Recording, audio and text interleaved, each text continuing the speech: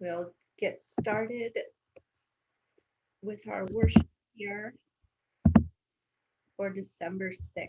It is lovely to see all your smiling faces. Today's opening music is There Are More Waters Rising. It's by Lynch Thompson, who is a raised UU living and working out of Asheville, North Carolina. It's been arranged by the Saunders Choir.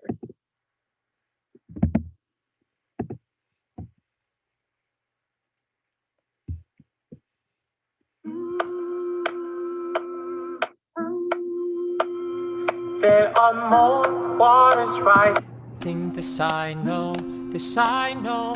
There are more waters rising, this I know.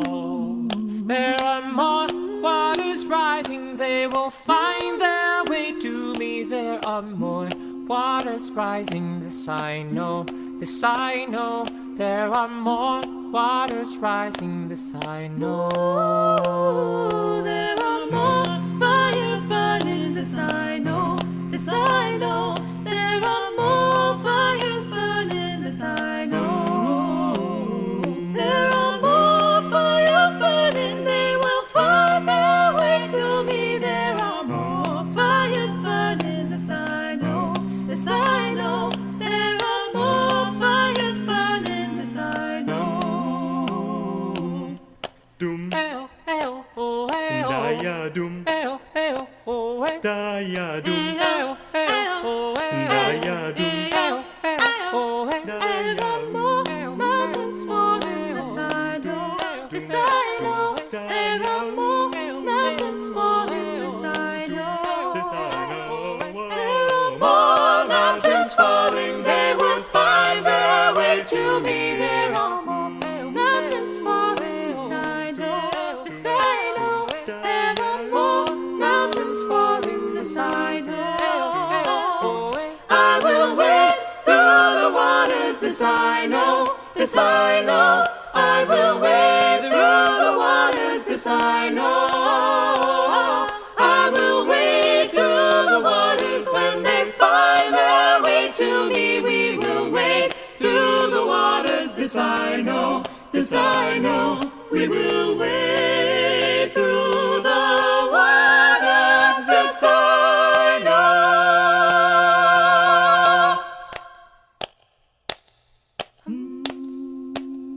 I will walk through the fire, this I know, this I know. I will walk through the fire, this I know. I will walk through the fire when they find their way to me. I will walk through the fire, this I know, this I know. I will walk through the fire, this I know.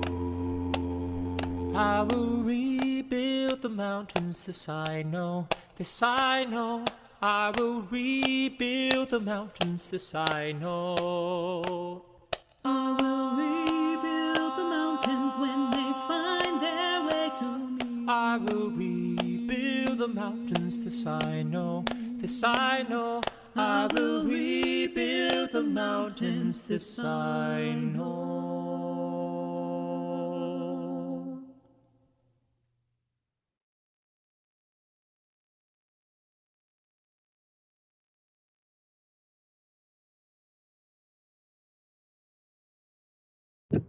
Good morning, friends. I am so glad to see you today at the First Unitarian Universalist Church of Indiana, Pennsylvania. I'm the Reverend Elizabeth Blount, and I'm so happy to be welcoming you here to our online space. So if you're joining us for the first time, welcome. If you're joining us on YouTube, welcome as well. And if you're not on YouTube, but you would like to subscribe, you can search for Pastor Elizabeth Mount on YouTube to find our channel. And for those of you who are here on Zoom, you are always welcome to reshare. Those videos from YouTube stay up. And so if you know there are friends of yours who could use some spiritual sustenance, during the week, you are very welcome to go ahead and share those videos with them as well. Now, here on Zoom, if you're joining us in that venue, you'll see in the middle of your toolbar, there's just a little bubble below the video screen labeled chat. We use that feature for greetings, our chalice lighting, and joys and concerns during the service. So I invite you to find that and be ready to use it if you would like. You're also welcome to keep your camera on if you have the bandwidth and ability to do that. It's part of what helps us to feel connected as a community, since we are here online instead of in person in our sanctuary. First Unitarian Universalist Church of Indiana, Pennsylvania is a member congregation of the Unitarian Universalist Association. We're self-governing congregations united in a web of mutuality that creates our denomination. We have neither creed nor doctrine, but rather we teach that all individuals have the right and the responsibility to discern and follow their own spiritual path. We come together to support and to assist one another on our personal journeys and to build our beloved community together. I also invite you, if you'd like, to stay after the service for conversation. We'll open up the microphones during coffee hour following the service so that people can check in about how you're feeling, what's on your hearts and your minds. This is the season of stewardship. So if you have not done your stewardship pledging yet, this is your NPR moment. And I'd just like to remind you that you can go to the Google form, which is listed in our newsletter and which I'll place in the chat bar later in the service during our time for the morning offering. So please do that. The faster you do, the less times we have to ask you, which makes for a nice worship experience. We will have an upcoming holiday caroling opportunity. I don't have a date for that yet, but please do look for the announcement in your newsletter. I would love to join with you here on Zoom or on Facebook to do some caroling together in the spirit of the season. December 9th, in addition to being our usual Bible study night, is the Great UU Bake Off with Church of the Larger Fellowship for the holidays. So look for that announcement as well. It will be a competition among various UU leaders, including maybe me, to try and bake from our quarantine homes in the spirit of the holidays and just for fun. We will be having Christmas services this Christmas Eve in collaboration with State College, Pennsylvania, which is the Reverend Carol Sissel, and also the Reverend Christine Dance in Phoenix, Arizona, has invited us for their late service, which includes a children's pageant. So if Christmas Eve services are something that is traditional for you and makes you feel connected to the holidays, please do join us for one or both of those services. And now I invite you to take a breath and settle yourself into a spirit of worship.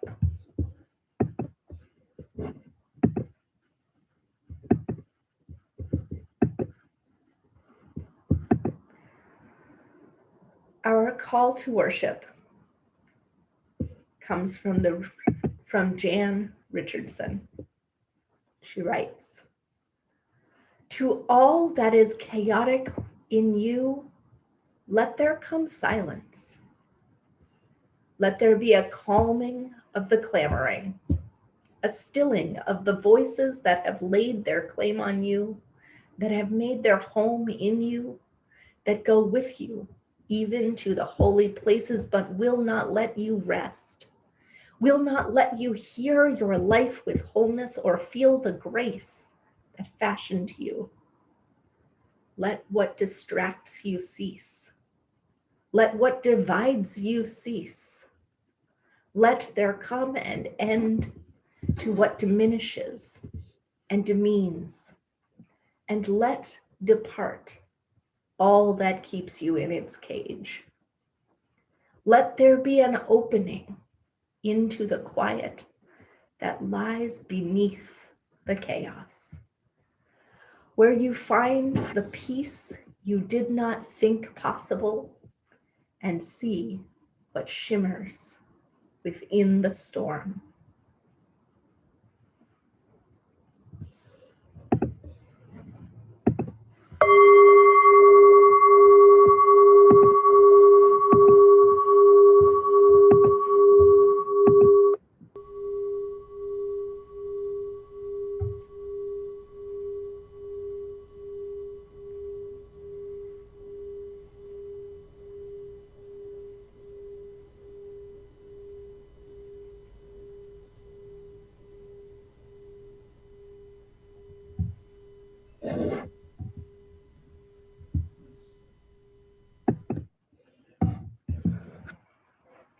If you have a chalice or a candle and you would like to light its flame now, you may. If you're just lighting the chalice within your heart, you can do that as well. And type "the flame is lit" and where you are joining us from, where you're lighting your own chalice. The chalice is lit here in Indiana, Pennsylvania.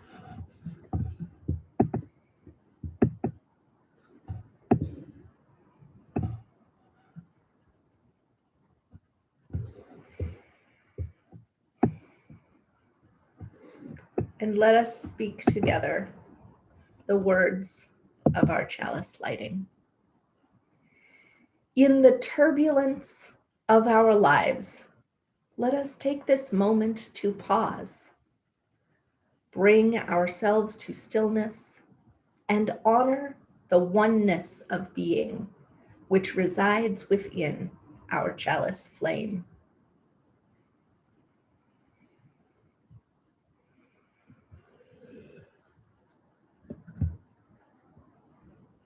It is lovely to have all of you lighting your chalices from so many places. Our Time for All Ages is a book called The Storm by Akiko Miyakoshi.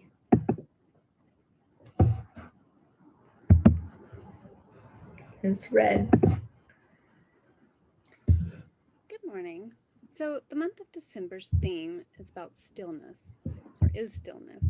And Ari will be focusing on that as well. And I know that most of the sermons in December will be too. Today's story is called The Storm. And you'll hear about a child experiencing stillness a little in the middle of a storm, and also when the sun is coming up after the storm.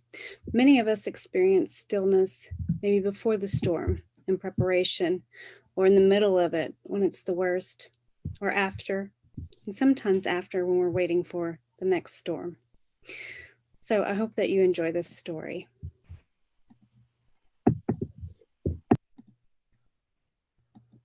The Storm by Akiko Miyakoshi. It's Friday. My parents promised to take me to the beach tomorrow. But earlier, our teacher told us, be sure to go straight home after class. There's a bad storm coming. I've been looking forward to our trip to the beach all week. But every time I look at the sky, it gets darker and darker. My parents prepare for the storm, closing the shutters tight and bringing the flower pots inside. I just mope. If we can't go tomorrow, we'll go next week, my mother says. I don't want to go next week. I want to go tomorrow. I hear rain pattering on the roof and peek outside. The storm. All through dinner, the rain beats hard against the shutters. The wind howls and blows. I try not to be scared. What was that noise? I jump into bed. When I pull the blankets over my head, the rain gets quiet. I wonder how fast the wind blows. I wish I had a ship with big propellers that would spin stronger winds to drive the storm away. The ship sails into the black clouds. I keep watch. I climb up to the crow's nest just before the ship is swallowed by the darkness. I can't see a thing. The propellers keep turning. At last, the storm passes, and I sail into clear skies. In the morning, sunshine streams through my window. Perfect for a day at the beach. The end.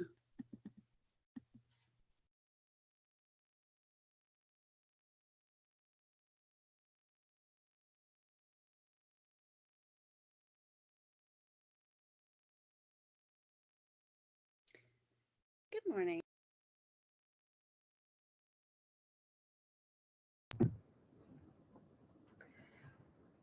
Sometimes there are storms in our lives, but we hope that this can be a safe harbor, a place to take a moment of stillness and to be with one another in prayerful space. This is the time in our service where we traditionally pass the peace to one another. You can type a blessing into our chat if you'd like to do so, such as peace be with you, namaste, shalom, bright blessings.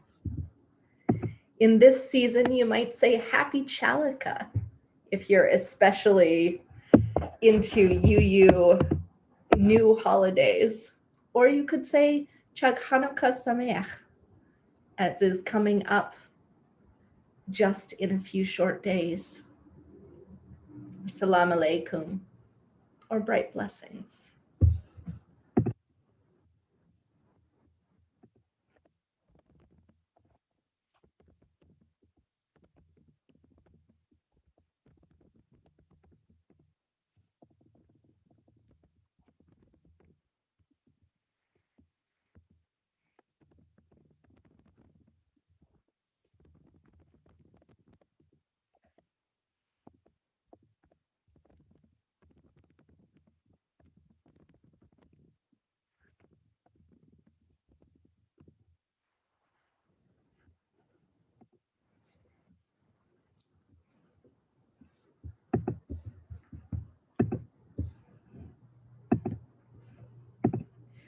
For our UU moment today, we turn to the Psalms.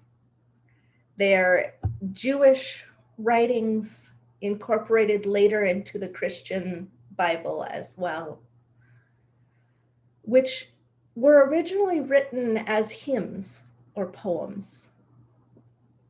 And one of them says, in the words of the Lord, "Be still and know that I am God." So often Unitarian Universalism expresses itself as a religion of doing. We are an orthopraxic faith. We believe in right action, rather than orthodoxic, people who believe in right belief or right speaking. And yet, with all that focus on action and doing, sometimes we forget our roots.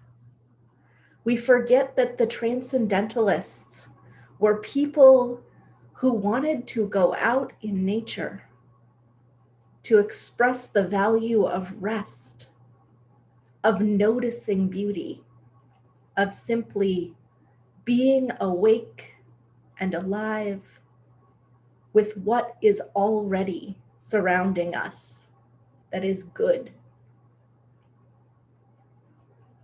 And so in this time, in this moment in the season, when it is cold outside, let us take a moment not to be a people of action, but a people of being, a people of stillness.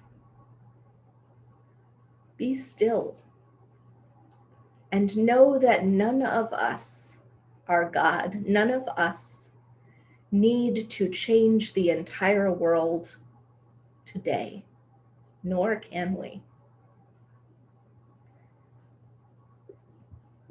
So let us breathe in and out and know that we are not God, and yet we are worthy and blessed. And in that spirit, let us join together in saying our Unitarian Universalist principles to remind ourselves that to which we are committed and recommit ourselves in covenant each week. We honor the inherent worth and dignity of every person, practice justice, equity, and compassion in human relations, accept one another, and encourage spiritual growth, support the freedom to search for what is true and right in life, ensure that all have a vote about matters that concern them, work for a peaceful, fair, and free world, and care for planet Earth, the home we share with all living things.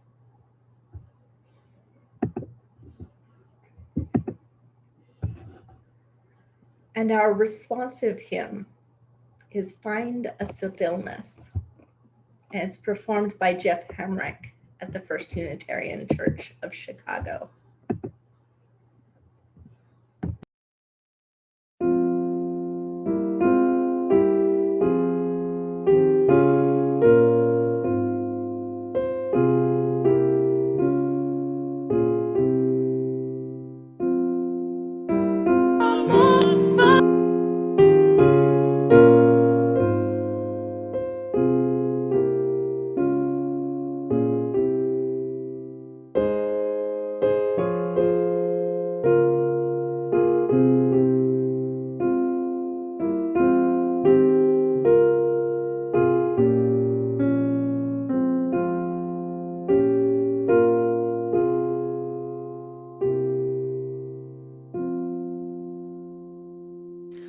Find the stillness, hold the stillness, let the stillness carry me.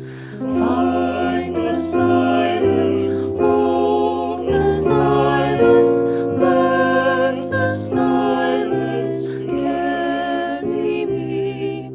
In the Spirit, by the Spirit, with the Spirit.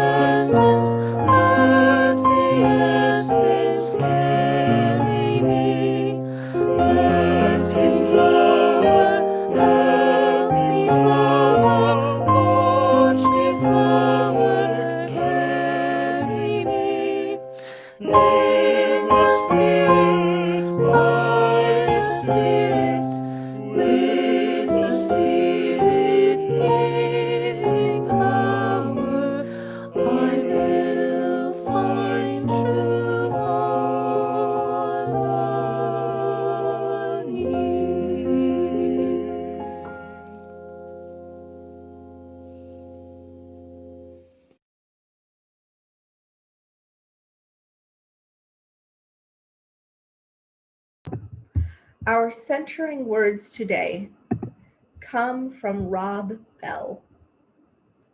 Walk, don't run. That's it. Walk, don't run. Slow down. Breathe deeply and open your eyes, because there's a whole world right here within this one. The bush doesn't suddenly catch on fire. It's been burning the whole time. Moses is simply moving slowly enough to see it. And when he does, he takes off his sandals.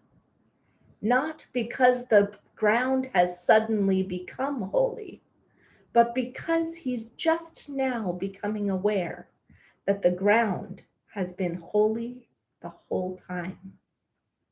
Efficiency is not God's highest goal for your life. Neither is busyness, or how many things you can get done in one day, or speed, or even success. But walking, moving, which leads to seeing, now that's something. That's an invitation for every one of us today and every day, in every conversation, interaction, event, and moment, to walk, not run, and in doing so to see a whole world right here within this one.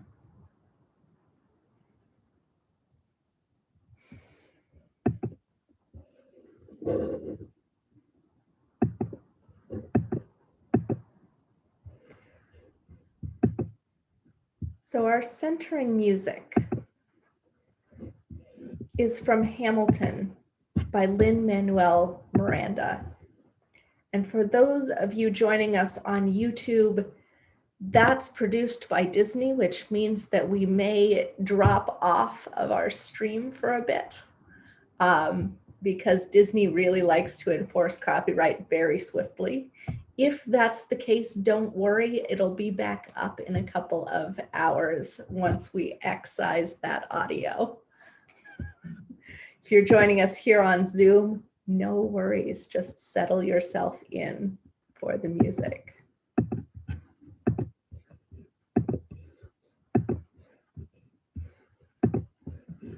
Overwhelm them with honesty. This is the eye of the hurricane. This is the only way I can protect my legacy. Wait for it, wait for it, wait for it, wait.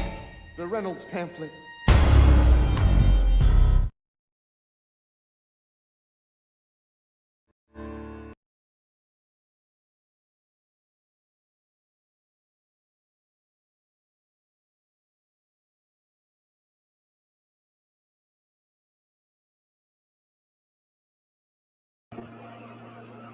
If you have joys or sorrows you would like to share at this time, you are welcome to write them into our chat bar.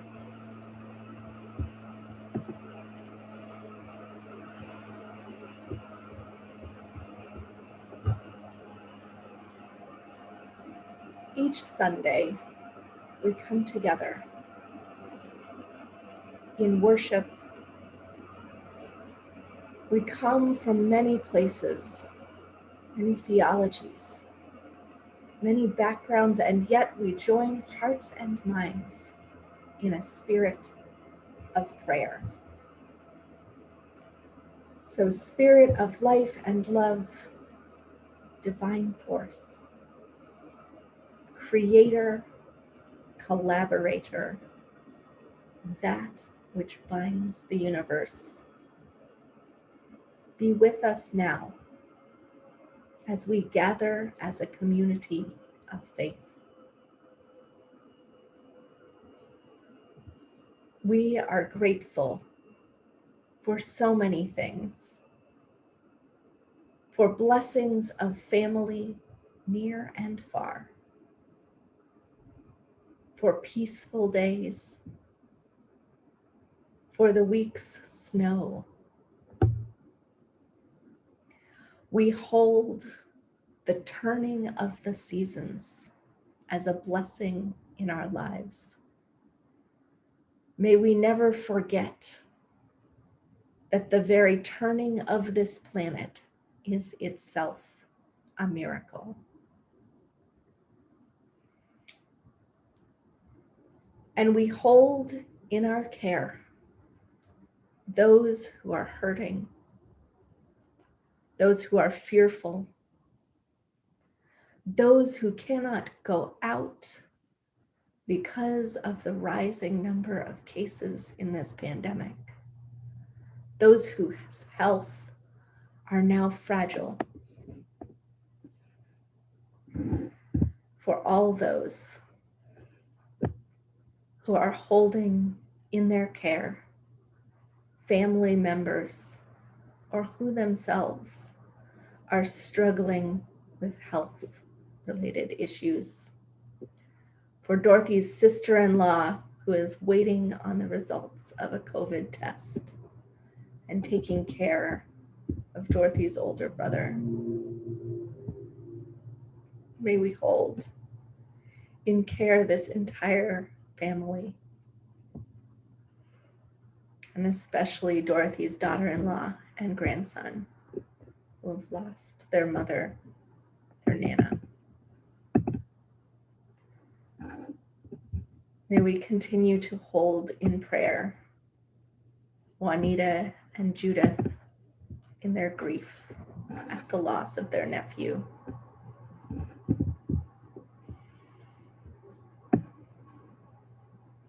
And Kathy, whose Aunt Ruth passed away last week. Our prayers and blessings go with you in your grief.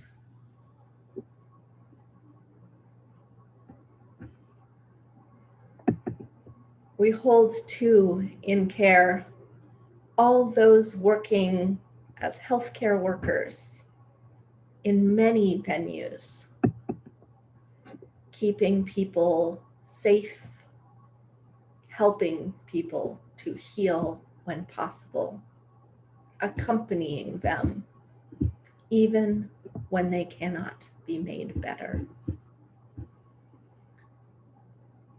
We hold in care all of those working in education under difficult to impossible circumstances, knowing that the workload is mighty and difficult, and that no matter how much we try, this year is burdensome to all of us.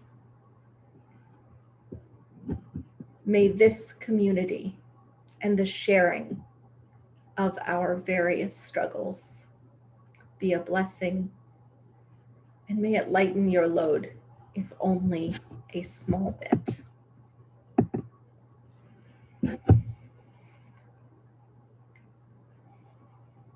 And so, in times of fragile hearts and tender sorrows, may we find comfort and strength in this community, and may our hearts be healed, and may we be filled with peace.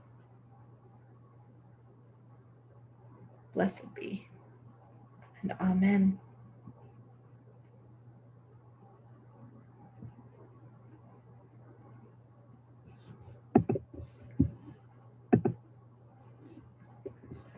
And now I'd like to take a moment to share with you from our stewardship folks, and in particular, Mark Mincer, who has some wonderful words for us.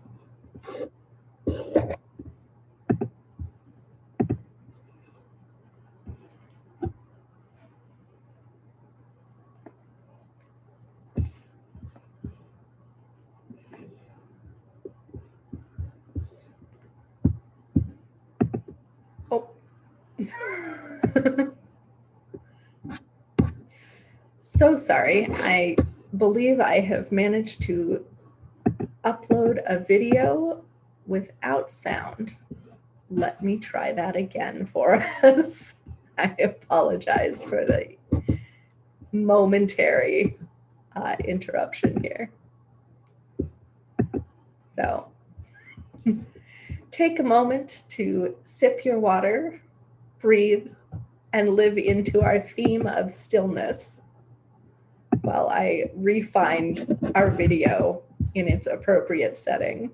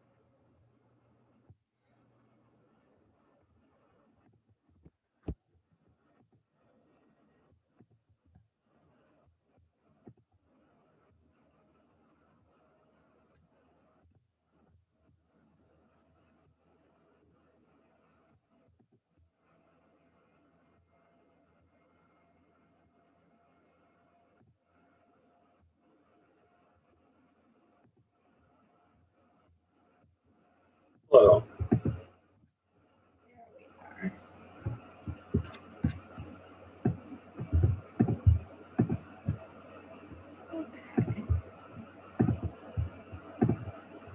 Tis the season. I'm here to talk about giving.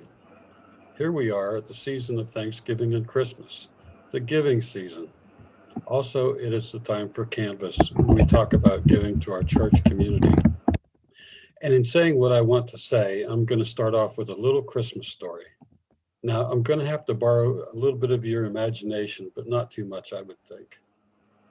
Imagine that you're getting ready for Christmas, no COVID, so it's a big family get together, always fun.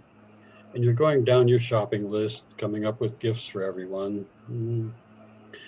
A box of chocolates for your sister, Janet. She always likes those. Oh, and Uncle Joe will be here. I'll just get him some socks. I know, I'll get him some socks with Snoopy and sunglasses on them. Joe Cool socks, that'll be fun. And then you get to that one person on your list that is just so special, that person that means so much to you that you know that can't be a simple gift. This is going to take a gift with meaning, the perfect gift that lets this person know how special they are to you in your life. This is going to take a little bit of thought. What would it be? Should you order it online? And if so, how are you going to make sure it's going to get here in time? And once you've gotten all of that worked out, what paper and ribbon and what would you need to do to make this gift extra special? This gift really has to rock. You've been there, haven't you?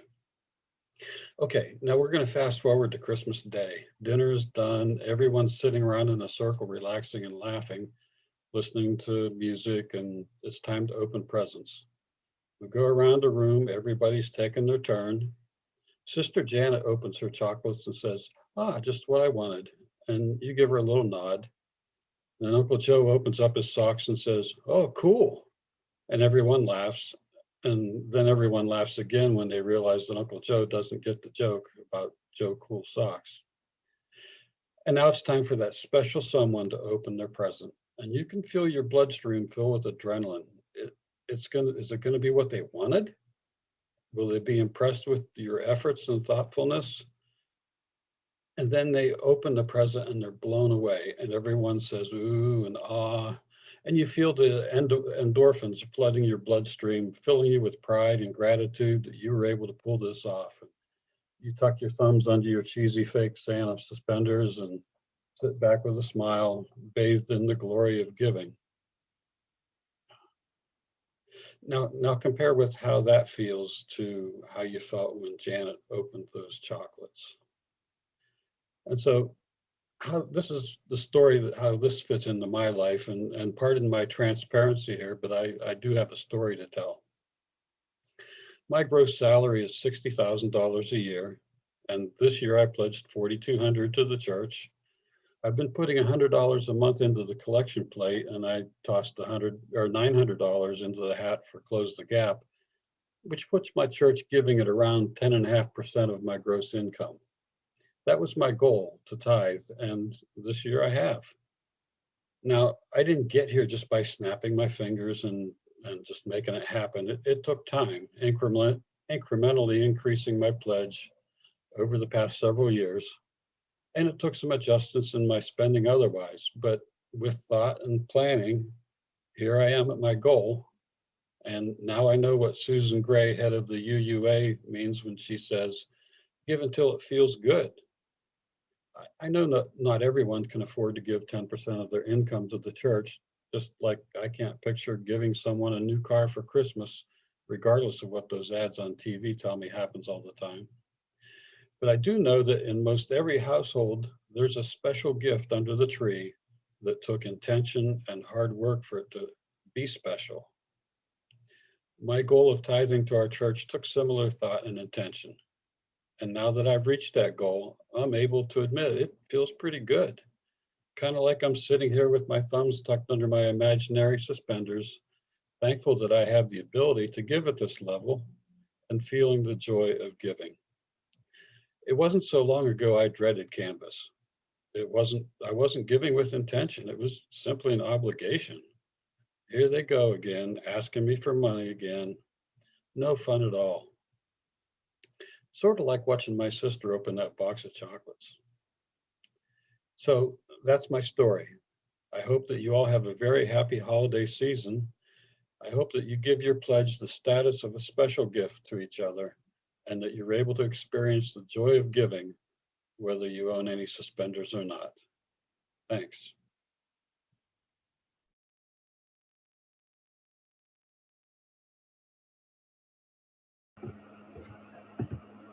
Well, thank you so much for your patience with me finding that video. I hope it was worth it as much as I enjoy hearing Mark.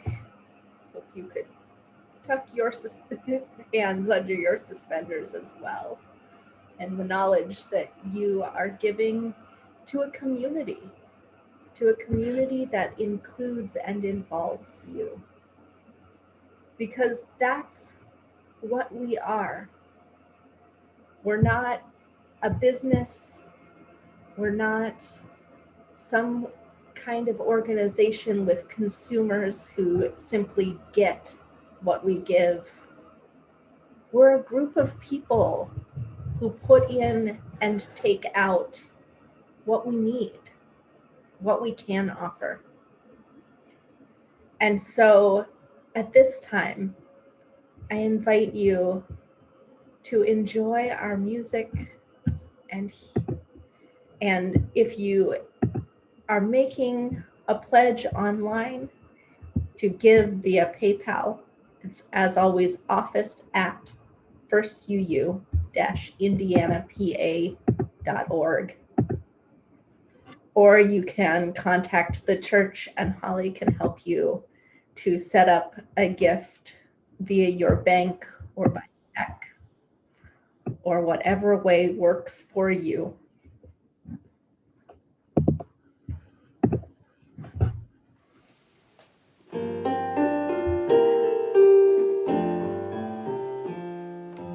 Blessed be the gifts, blessed be the gifts, the ones we give and those that you reveal. Help us use our gifts, our varied simple gifts, to show our love and help our world to heal. Revive our tired minds, make our hearts more just and kind. Give us souls that rally to the task.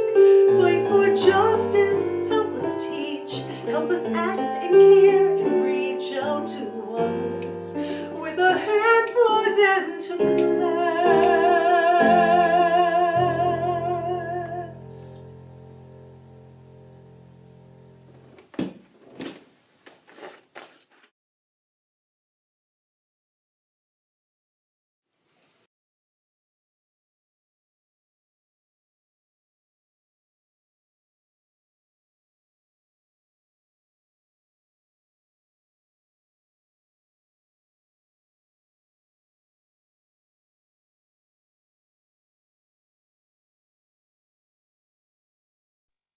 You're muted.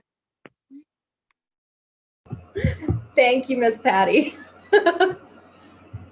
There are many gifts that we can give and receive in this community, one of which is the gift of that lovely song which Laura and Dave Ferguson composed for this church, for our morning offering.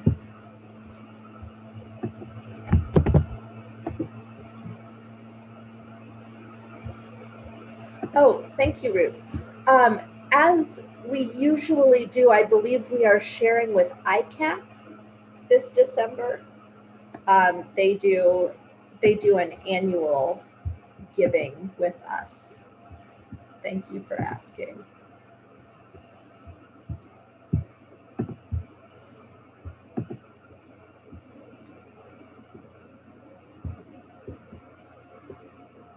And so it is, our theme being silence.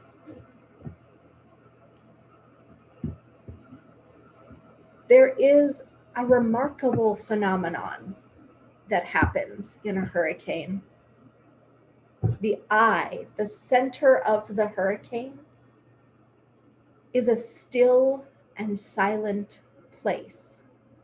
Once you have passed through the winds and the rain swirling about, there is a moment which is still and peaceful. As still as the prayerful attention at the lighting of a Hanukkah candle. As still as those proverbial sheep and shepherds adoringly standing around the baby's cradle at Christmas. As still as the sun becomes on those days of the solstice when it hovers at the lowest point in its traverse before rising again as the days lengthen. It is not the stillness of forever, but the stilled silence of a moment in between. A breathless pause to notice, to be.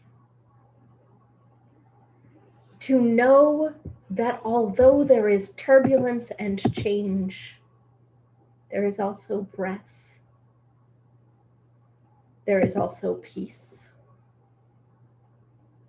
So it is in life that things come at us, sometimes one by one, sometimes more and more until the winds of change are blowing like gale force winds, and we feel battered by the tides, the rains, all of what is coming.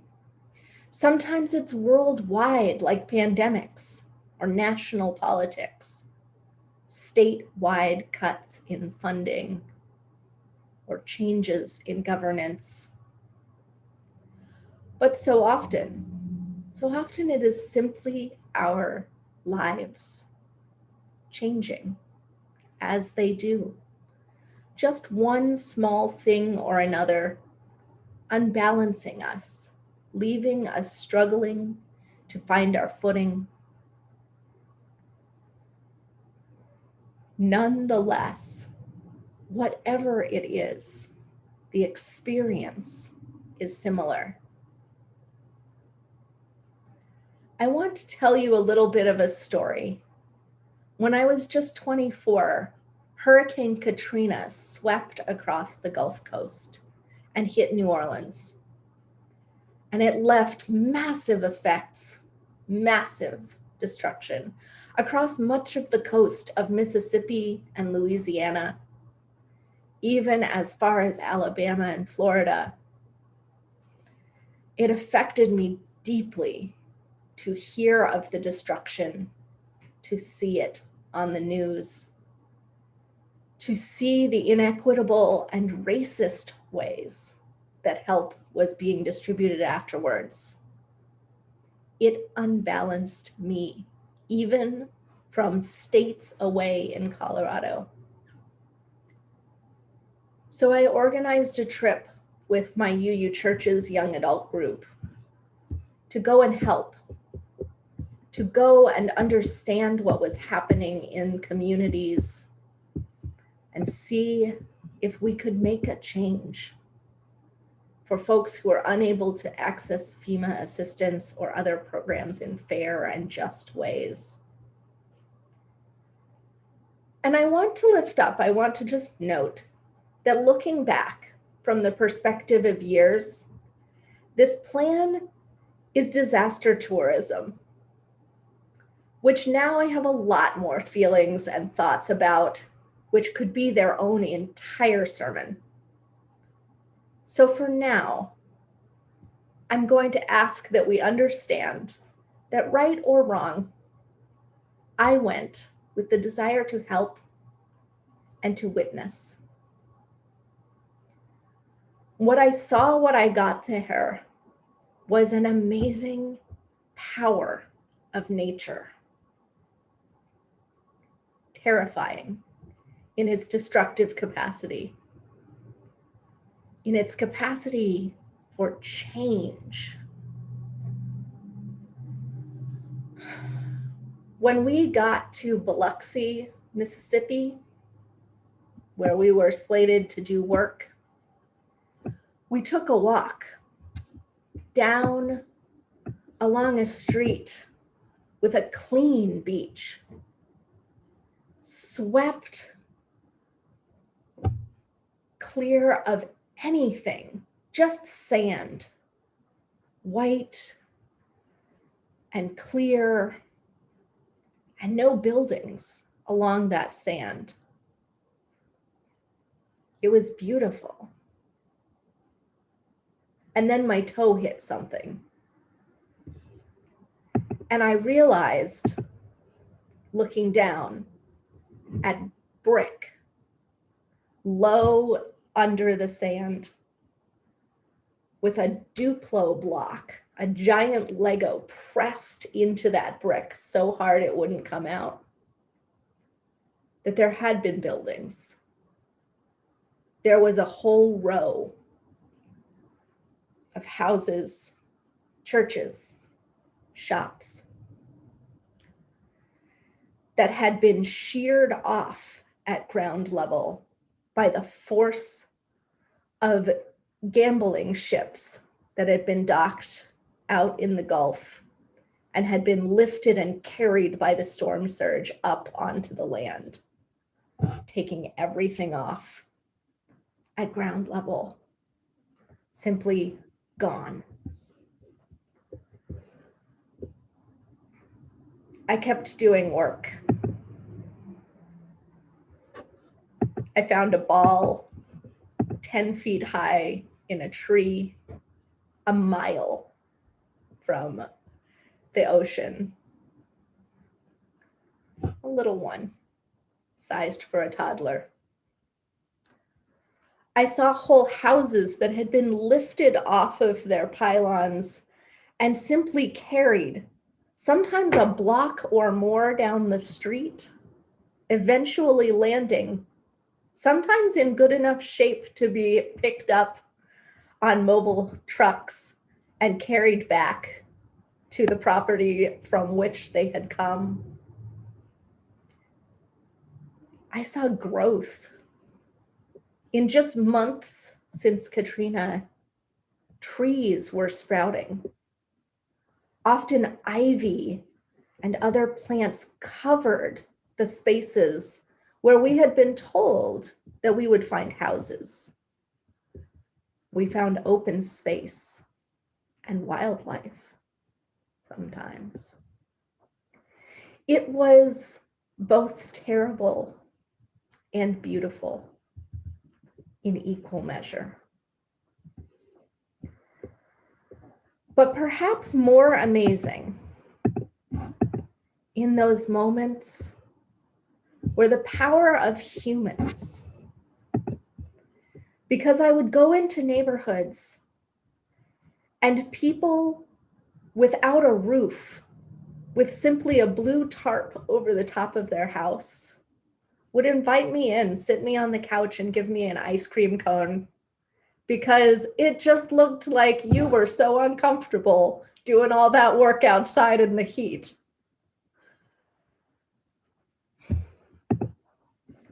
I saw people give up their jobs to commit to come and help for months and years without pay, eating cheese sandwiches from the Salvation Army.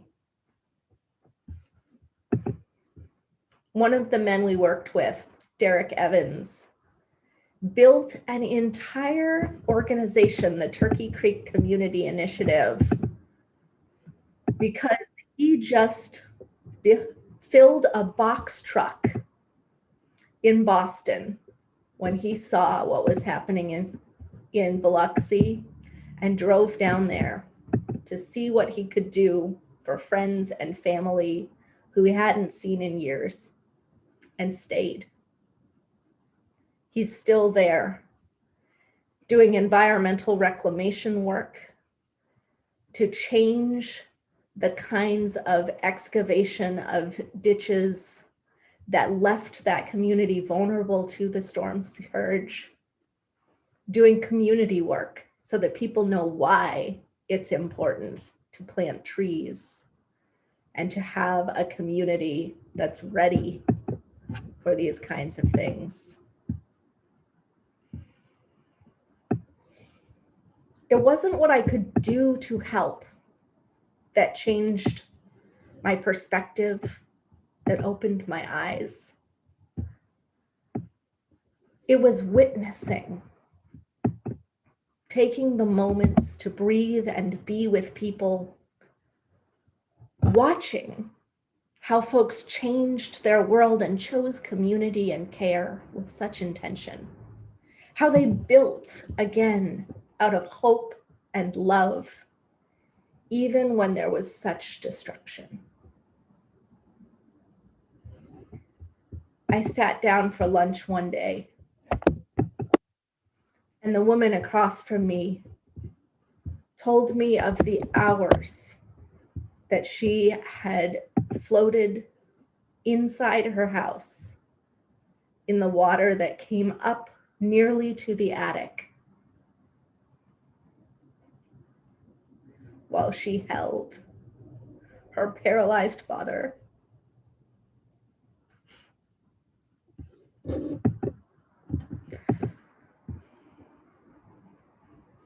I wondered, I still don't know.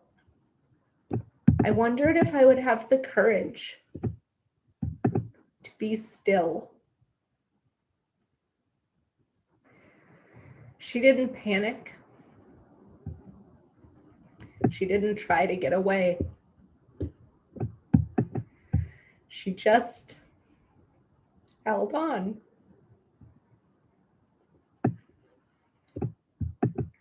Trusted that nothing more could be done. And hoped it would be enough.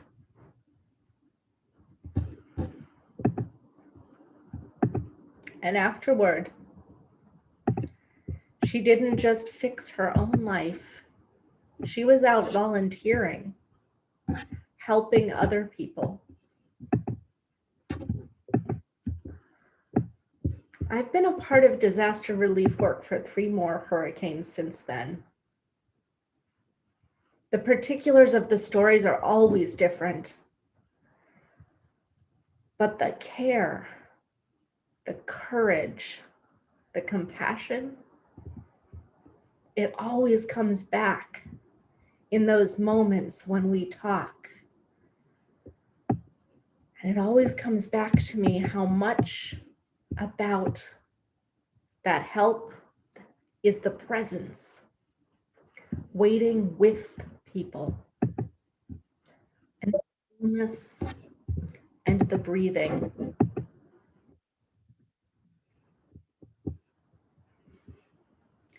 The eye of the hurricane isn't just time. It's a space to gather courage and resilience. Because on the Gulf Coast, the disaster wasn't only the hurricane, Katrina, but it was the time after the storm when rapid funding went to rebuilding casino ships instead of the houses and shops that they destroyed. And when police were stationed at Red Cross stations in case of looters, but made it so that immigrants were too scared to come and get food or medical attention. When landlords who owned many properties all across the coast were able to apply for rental assistance in bulk before the renters themselves could make each of their small claims. And they used those funds to rehab luxury condos instead of rebuilding housing that had been destroyed in Black communities. The difference, the disaster. The disaster comes when greed crowds out our humanity. The disaster is when we build systems that work efficiently at the cost of being ethical.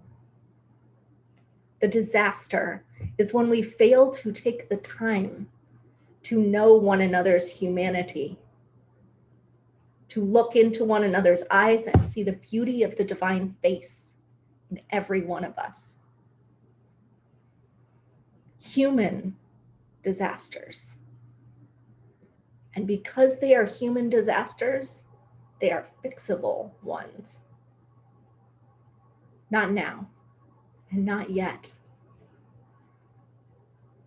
But in the eye of the hurricane, there is silence. There is room to think and to be at peace. It's not the end of the storm. There's no vaccine or miracle cure for what ails us. The world as it has been, with all that gale and bluster, has not ceased to be that way. We are not yet in the beloved community that we hope to create. But in this time, we are not here to do, not yet. We are here to witness. We are here to hold one another's stories. We are here to breathe, to lift one another up, to pray, and to be with one another. For this is the season of hope. It is the time of Advent and of Hanukkah. And we have faith that in time, the light will return to show us the way forward. Not just yet. Today is for breathing and for silence.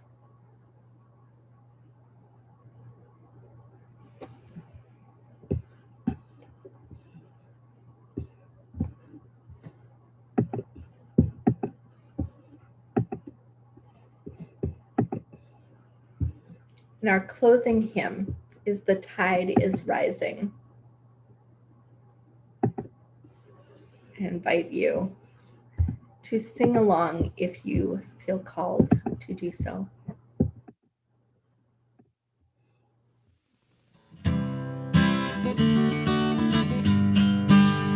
The tide is rising, and so are we.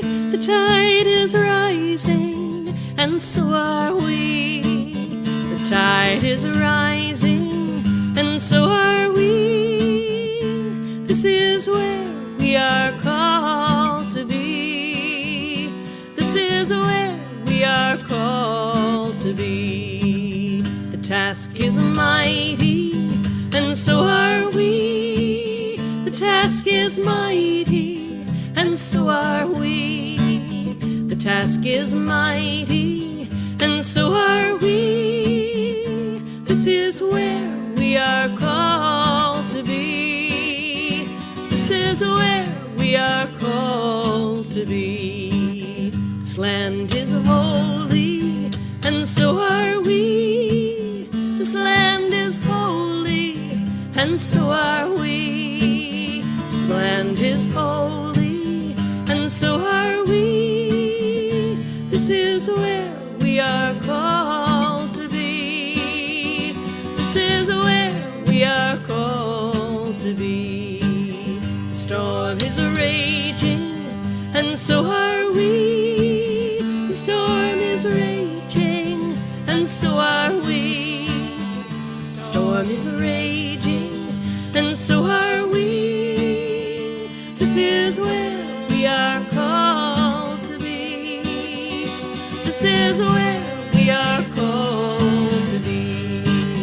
The sun is shining, and so are we. The sun is shining, and so are we. The sun is shining, and so are we.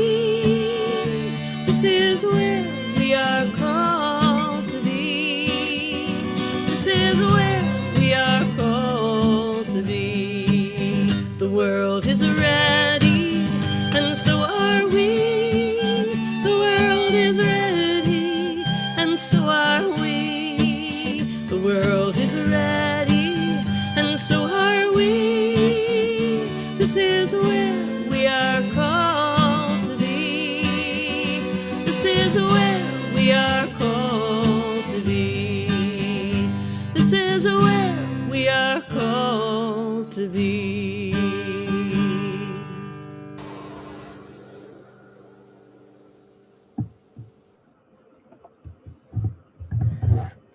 So now may we extinguish our chalice flame. Our words will be on your screens if you would like to say them along with me.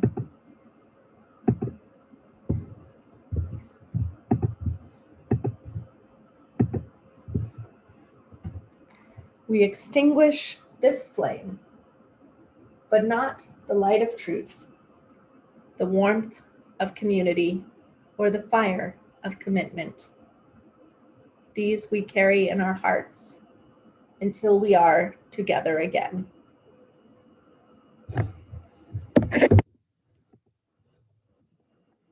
And so, as we go forth, may we become ready, blessed, shining.